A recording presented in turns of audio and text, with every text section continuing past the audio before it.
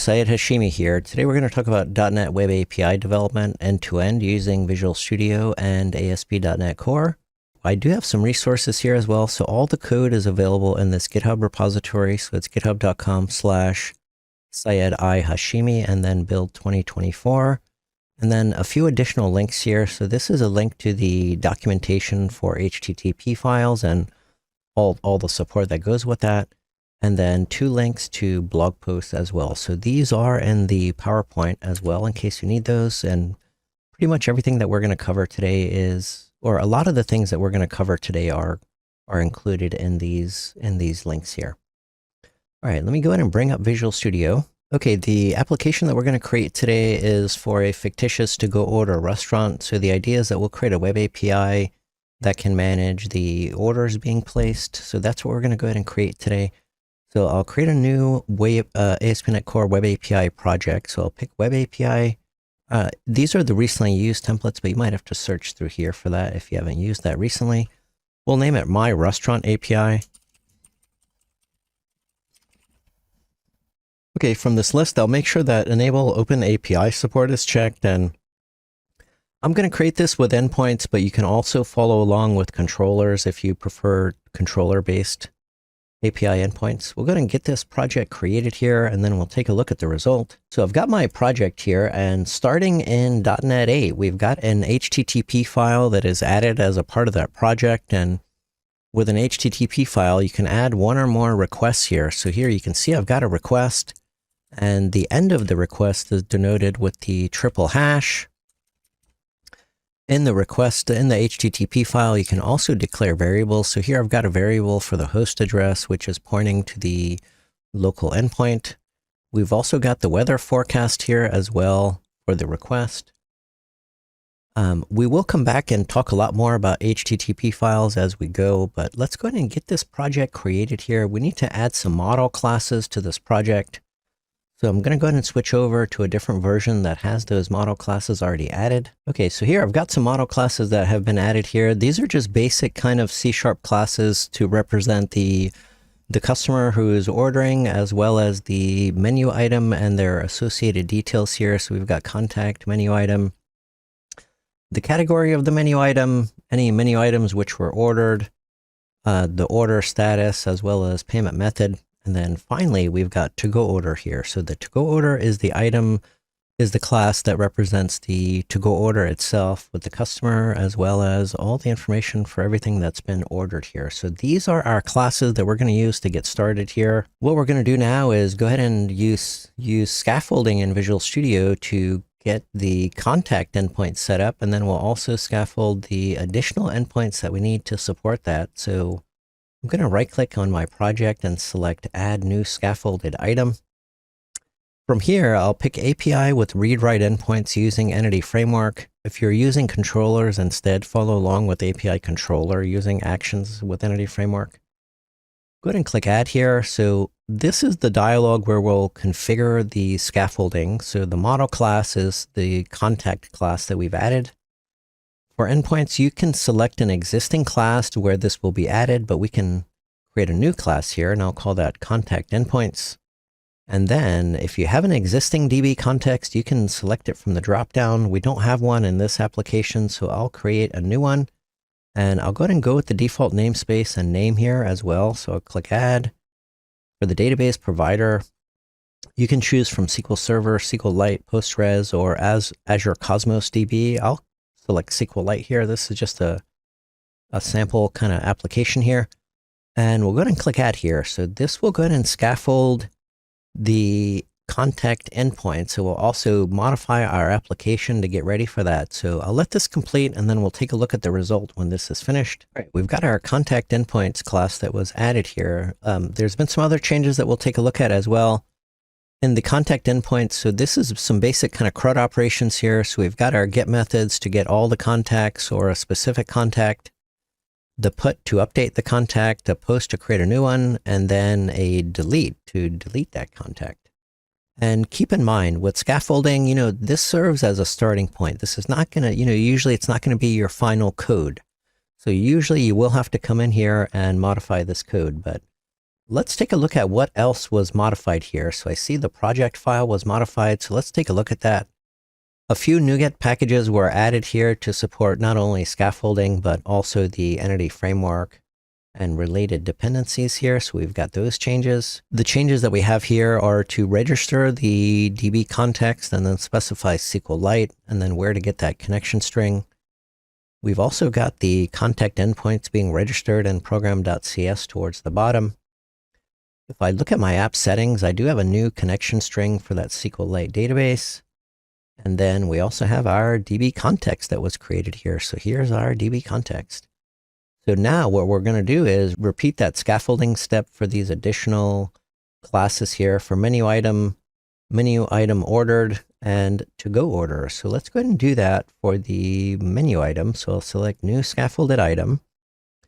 I'll select that same entry. And then here I'll pick menu item. I'll specify to save that in a new class file as well.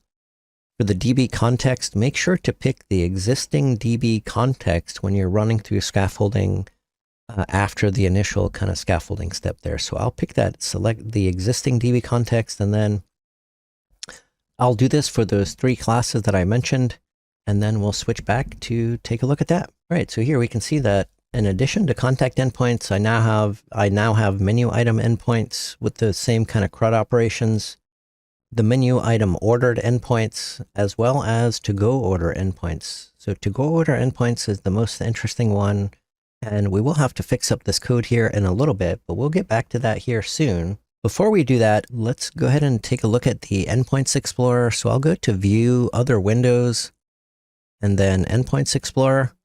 This is going to bring up the Endpoints Explorer. This will show you any Web API endpoints which are contained in a part of your solution. For this solution, I've just got one Web API project, my restaurant API, and it shows all the endpoints which we've recently created here. So we've got the contact, CRUD operations, the menu item ordered, to-go order, as well as weather forecast. So that's a good reminder to go ahead and remove weather forecast. So I'll go into program.cs and remove the weather forecast endpoint here. So I'm going to get rid of that. I'll go back to my Endpoints Explorer and do a refresh. And we did see the weather forecast endpoint has gone away here. In most cases, the Endpoints Explorer will statically discover your endpoints. If you're registering endpoints in a dynamic fashion, you might have to run your application for any additional endpoints to get discovered here. All right, we will come back to the Endpoints Explorer, but before we do that, we'll go ahead and continue on here, guys. So let's go ahead and recap where we are. So we've got our endpoints created here. We've also got our DB context, and the DB context has tables for those 4 classes. The thing that we haven't done yet is we haven't configured our database, so we're not ready to run the application. There's going to be a few things that we want to do here for that. So first, what I want to do is to actually add some seed data to this application. And I'm going to do that by customizing the DB context class. So let me get some seed data added to this DB context class. Okay, so I've overridden the onModel creating class. And then we're indicating here that the menu item table has some data that should be populated there, as well as the contact class. And then I've just got these hard-coded methods here. So here I've got the seed data for menu items here. And in this case, I'm also doing seed data for contacts, but keep in mind that seed data is really just for constant data here. So in a real application, you wouldn't populate that with contacts or users or customers, but the menu item is a great kind of option for the seed data here. So that's how I'll do it for this one, and I am adding context just to kind of simplify the demo here. So now we've added our seed data to the DB context class. The next thing that we need to do is go ahead and get our database ready here. We'll do that using Entity Framework. You can do that using the .NET EF command line tool, but you can also do that in Visual Studio. So you can double click on Connected Services node for your project and Solution Explorer. Go to your database provider. Select Add Migration here. So we're going to pick Add Migration. And make sure that your app is not running when you do this. If your app is running, you will get an error here after it'll time out, I believe. Okay, so in this case, it'll give you a default name for the migration. You know, feel free to customize that if you like. I'll just go with the default. And then it will detect your DB context classes. So if you've got more than one, go ahead and expand that drop down and pick the right one. For this project, we have just one. So let's go ahead and click Finish here. This is going to go ahead and analyze your code and then create the migration and then add that to your project. I'm going to select Close here. Let's take a look at what's been added here. So in the migrations folder, we can see now we've got some new classes here. So these are the classes that were generated by Entity Framework. And these will be used to apply the schema and the seed data that we have specified in the DB context. All right, so the next step here, after adding a migration into your project, you need to go and apply that to the database. So we'll do that with connected services as well. I'll go back to my SQLite entry here and then select Update Database. If you wanted to run this on an environment that you didn't have access to, or if you wanted to, or if you need to take the SQL script and give that to a DB administrator, you can also select Generate SQL Script here for those scenarios. In this case, it's just local development, so I'll go ahead and select Update Database. And also make sure your app is not running at this time as well, because you will get an error for that. It's going to go ahead and detect the database contexts that exist in this project. We've only got one, so I'll click Finish here. Okay, this is going to take the Entity Framework migrations that are a part of the project and then apply those to the database. In my Solution Explorer, you can see that I do have a .db file here, which we'll go ahead and run this app and start exercising that within HTTP files. Let me go ahead and get this app running. Okay, we can see the Swagger UI. All right, we're going to go ahead and start exploring this. So I did start running my application. I'll go back to the Endpoints Explorer. And let's say we want to just send a request to get the contacts, which are a part of the database. So in the Endpoints Explorer, I can right-click on the endpoint and then select Generate Request. You can also open the code in the editor. I'm going to select Generate Request here. So it has added this request. So get the URL /API/contact. Let me go ahead and send that request. Okay, so here we can see that I've gotten the results here, and we can take a look at that in the response view. So we've got 8 contacts as expected here.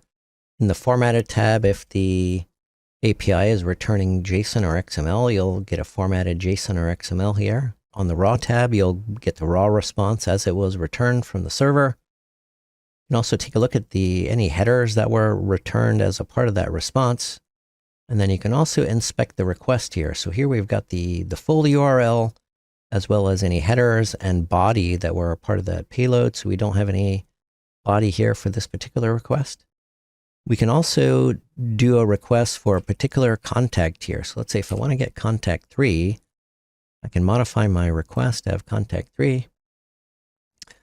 As I mentioned before, we can also use variables here. So I can say contact ID equals 3 and then replace that with a variable. So we've got contact ID. Let me go ahead and send a request here. So I've got the API contact/contact ID. That was Eileen. Let's go ahead and change that to a different one. Let's go for number 7. Now we can see we're getting Denise Bourgeois here. So that is Denise. I'm going to switch over to a file that's got a bunch more requests populated here just to kind of save some time here. Okay, so let's take another look here. So I've loaded up an HTTP file that's got some additional samples here. So let's take a look at what happens if I want to update a contact here. So let me go ahead and get the contact 3 again. And that looks just like that. So I will change this to all ones. So let's go ahead and send this request. And this is on the put, so that should update it. We've got 200 OK. So let me go ahead and get that one more time. So I can see that that phone number was properly updated here, but let me modify this request to where we don't have this additional information here. And then we'll do 3333, 4444, and then we'll take a look at, we'll take a look at what happens here. Let me go ahead and send that request. All right, we got 200 OK, so let me go ahead and get that contact one more time. We can see here that the name and email and phone number, the name and email have come back through as null, and only the phone number was populated. So this tells me there's something going on in the contacts endpoint here. So let me go to contacts endpoint. Let's go to put. So as I mentioned before, scaffolding is really just a starting point. So here's what's going on. So the way that this code is written, whatever contact is passed in is assumed to be fully populated. And then the values from this new contact will override the existing values. So in this case, I don't want that particular behavior here. So I'll modify this. I'll get rid of the ID. We don't need to set the ID for this case because the ID is always coming in through the parameter here. And I'm only going to set the name if the contact name that comes through is not blank. So let's go ahead and get that fixed.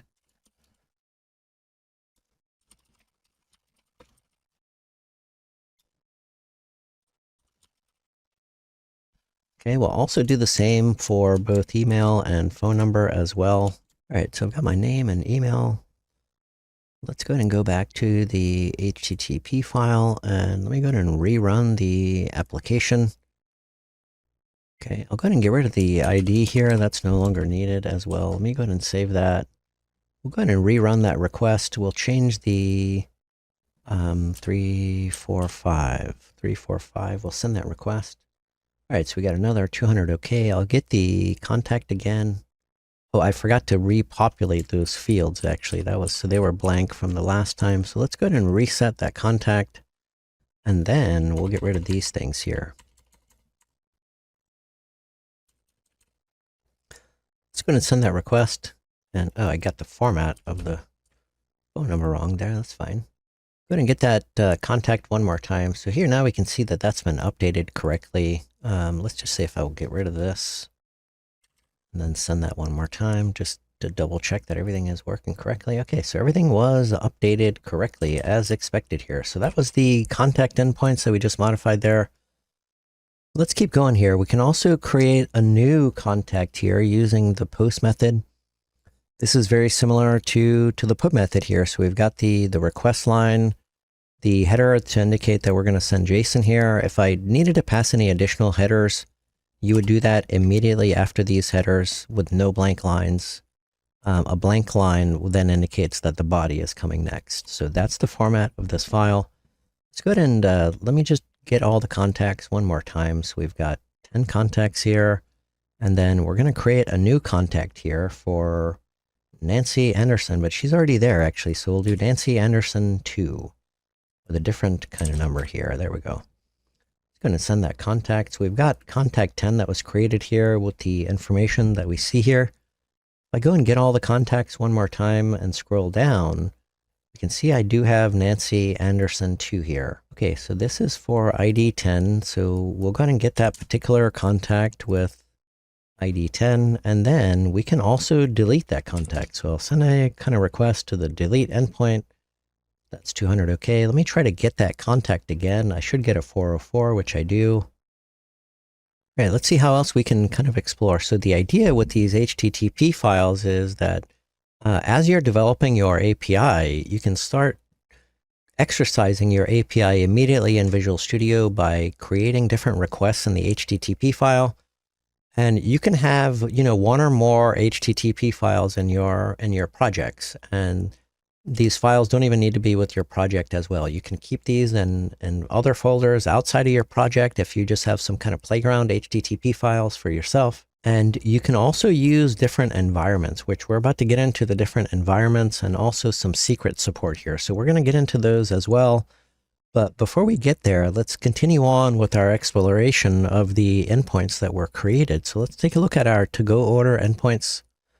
So I'm going to go ahead and send a request to get all the to-go orders that have been added, but we haven't added any to-go order here, so that's coming as blank as expected. So here is my request to create a new to-go order. So I'm calling the post endpoint, content type, and then also the JSON payload here. So this is what an item ordered. This is what a to-go order looks like. So you specify the items ordered, and then the customer as well as the payment information here. Let me go ahead and send this request to that endpoint.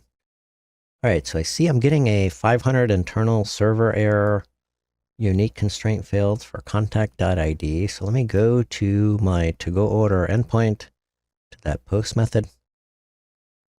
I'll go ahead and put a breakpoint here. I'll go back to my HTTP file. Instead of clicking on send request, I'll go ahead and click on debug. what debug will do is it will start your application in debug mode and then send the request that was there. So we'll go ahead and send that. I can see that my breakpoint has been hit here. So let me go ahead and step through this. And I will turn on the CLR exceptions here. So I get all the CLR exceptions. Okay, so here we go. So let's view the details, and these are pretty similar to the details that we were seeing there before. The unique constraint failed for contact.id. So let's take a look at this code. I'll go ahead and stop this. So what we see here is the to-go order. The to-go order has a contact associated with it. That's the contact that's making the order. The way that scaffolding has generated these endpoints, it assumes that everything that's being passed in is a new item, and then they will try to save as new items here. So we need to modify this code to look up the contact and then associate that with the existing contact instead of trying to create a new one. I'm going to go ahead and modify this code. Okay, so here is the updated code here. So what I do is I take the customer that was specified in the to-go order by the ID, and then look that up from the database and then assign that. And then we also set the order created here, and as well as items ordered here. And we're doing the same sort of treatment for the items that have been ordered here. If any information is missing, we'll go ahead and set that, like the price and the category. And then we'll fall back to the existing scaffolding code to save that to the database. All right, let's go ahead and get this running, and we'll try that one more time and see if that works. All right, let me switch back to the HTTP file. Okay, let's go ahead and do send request. All right, so now we've got 201 created here. So we've got a to-go order with ID 1. The order created is set to the time that it is now. And then I can see that I've got these 4 items that have been ordered, as well as the payment information. And the items ordered are all populated with the name, the price, and the category. So we've got it. So let's go ahead and do the request to get all the to-go orders one more time. So here I can see I've got one to-go order there. I can also get that specific to-go order if I want. Okay, we can see that the to-go order was created successfully. Let's go ahead and create another to-go order here that's got some additional kind of items here. So here we can see that I've got my to-go order ID of 2 with the order created and the items, and each item has been fully populated as well. We've also got the payment information here. So this is basically how you can use HTTP files as a part of developing your application. What we'll take a look at now are environments and secrets. All right, we're going to take a look at environments here. So I'm going to go ahead and close out of my HTTP file and save those changes. I'm going to add a new item here. So the new item, we're going to name this http-client.env.json. This is where we're going to define our environments here. So let me switch over to a version of the code that has a file already created. Okay, so here I've got an environment file that has 2 different environments specified. So we've got the dev environment as well as staging. There's a few different types of variables that you can create here. You can create a vanilla variable here. So these are just key value pairs. So we've got base URL and then the localhost URL. We've got a message here and hello from dev. And then we have a few different secrets here. So we've got ASP.NET user secrets. We've got config API key dev. So this accesses your ASP.NET user secrets. So if you right click and say manage user secrets, you can see here I've got a file here, config API key dev, and that's been assigned to from secrets 1, 2, 3, 4, 5. That file is not stored as a part of your project in source control. It's stored in a separate file there. If you're using user secrets, you need to make sure that your team has the same secrets configuration. That way you can access those things. You can also get a secret from an encrypted value. So this value has been encrypted with Windows DP API, and that's machine and user specific. And you can also access Azure Key Vault here. And even though these are referencing secrets, there's no secret here. So you could check these files in, and in fact, I did check these files in.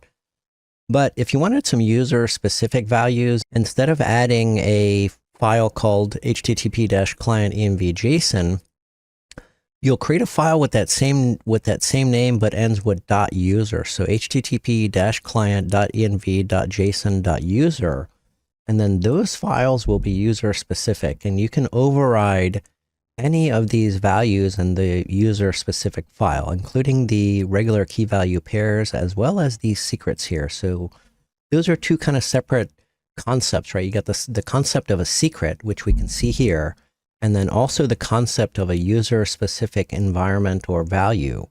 And those could be secrets or they could not be secrets. So that's how that works. So let's go back to the HTTP file and see how can we use this HTTP file and the environment to easily test out different endpoints that are hosted in different places here. So one thing to keep a note of is if you have a variable defined in your environment and defined in the HTTP file, the one in the HTTP file will win because it's the closest to the request here. So for example, if I have my restaurant API host address in my environment, that will get ignored because I've already got that defined here. So instead, what I'll do is I did define a base URL, so I'll copy this, and then I'm going to replace my restaurant with that base URL. So I'll paste that. I'm going to replace that, and then I'm going to delete this entry here as well because that would override the environment there. All right, so currently I'm in the dev environment, and we can switch from dev to staging or no environment as well. We'll stay in the dev environment. We'll go ahead and send that request. Let me go ahead and switch over. So I did see the context come through. Let me go ahead and switch over to the request tab so I can see that this is going against the localhost 7094. Let me go ahead and change to the staging environment. So let's go back to that file. For the dev environment, I have this set to localhost 7094, but in staging, I've got this set to a Azure website that I have previously published this to. So let's go ahead and send that request. If I flip over to the request tab, we can see that it has successfully changed over to my restaurant API azurewebsites.net instead of the localhost version. Go ahead and continue on here. So let's take a look at the to-go orders that we have there. So let me go ahead and send a request for the to-go orders. We can see I've got several kind of to-go, well, I've got two to-go orders here actually, but we can also, let's go ahead and send another one to that remote endpoint. All right, so there we go, 201 created. Let's go ahead and get a request for all those to-go orders. We can see we've got the new to-go order that was created in staging. Let me switch back over to dev and get the to-go orders one more time. And as expected, there's only two to-go orders here. All right, so that's how we can switch from one environment to another. So now let's go take a closer look at the secrets here. So here's where we've got secrets. So the format is the name of the variable. And then here you've got the name of the provider. So we've got three providers today. We've got ASP.NET User Secrets, we've got Encrypted, and then we've got Azure Key Vault. So ASP.NET User Secrets will pull from ASP.NET User Secrets and make sure your team is all configured in the same way if you're going to use that. Secrets from Encrypted. So this is encrypted with Windows DP API. And this is machine and user specific. And then here's how you can access Azure Key Vault. So let's go ahead and make some requests that use these. And we do have different values from dev versus staging. And one thing that's interesting is that you can have your API key. Let's take a look at this API key. So this has been defined as a ASP.NET User Secret in the dev environment, but in the staging environment, it's just a key value pair. So you don't have to be consistent with the provider here. You can switch back and forth in different environments from those different providers. Let's go ahead and send some requests here. So I'll scroll down to the bottom of this file. I'm going to exercise this with a third-party website called http://bin.org, and this is an open source project, and it's freely available to help test your APIs. So they have an endpoint that's called /anything, so that will basically echo the request that has been sent to it. So we can see that I've got X API key, and then I reference that with API key, and I did have a typo there. So I've got API key here. Let's go ahead and send that request. Okay, I have sent that request, and we can see that the from user secrets value is flowing through here. Let me go ahead and switch over to staging, and we'll send the request one more time. And we are getting the staging value as well. So that's how we can switch from one environment to another using different secrets there. And if you remember, the API key here is a provider from ASP.NET User Secrets, and over here it's just a vanilla kind of key value pair. Let's take a look at the secrets from encrypted now. I'm going to go ahead and copy this, and then we'll add that to our request as well. So I'll add another header here. So we'll say X custom secret, and then secret from encrypted. All right, we're going to go ahead and send this request. And now we can see I've got secret value from staging environment. So let me go back to dev, and then we'll send this request again. All right, so now we've got secret value from dev environment. So this is the way that you can use those secrets. You can also use Azure Key Vault in a similar way here. So I've got secret from KV. You could paste this here, and you do have to be signed in with the correct account and account settings for this to work. And I'm signed in with a Microsoft account, and there's a bunch of restrictions here, and this is not working on my particular account here due to all the accounts that I'm signed in with, as well as those restrictions. But for any kind of vanilla or regular Azure account, those should be working fine. Okay, so we just showed how you can use different types of secrets and different types of environments. All right, so let's go ahead and do a recap here. So in this session, we created a brand new ASP.NET Core Web API from scratch. We added some model classes there for to-go order restaurant. We use scaffolding in Visual Studio to quickly kind of create a starting point for 4 different sets of endpoints. And then we use the integrated entity framework tooling in connected services to update our database and apply the entity framework migrations. And then we also took a look at the HTTP files as well as the Endpoints Explorer and how you can exercise your HTTP endpoints with HTTP files. And so, the support for different environments. In this case, I had a dev and a staging environment. You can create as many environments in the JSON file that you need. And then finally, we wrapped it up with secrets there. So if you are using secrets as a part of your Web API workflow, take a look at this second link here for the official docs on how to use those secrets and more information besides what I provided with you here today.